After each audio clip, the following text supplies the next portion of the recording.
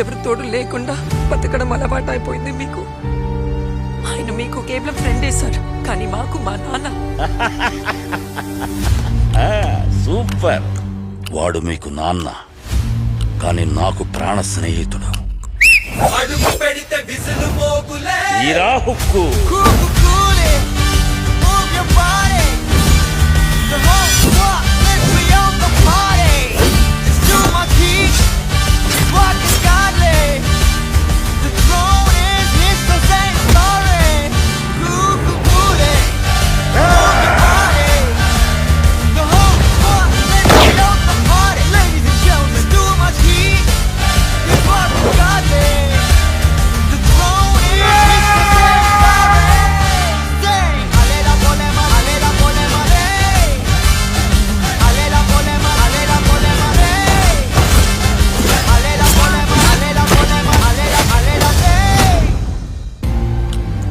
దేవా గురించి తెలిసి కూడా గేమ్స్ ఆడతావు.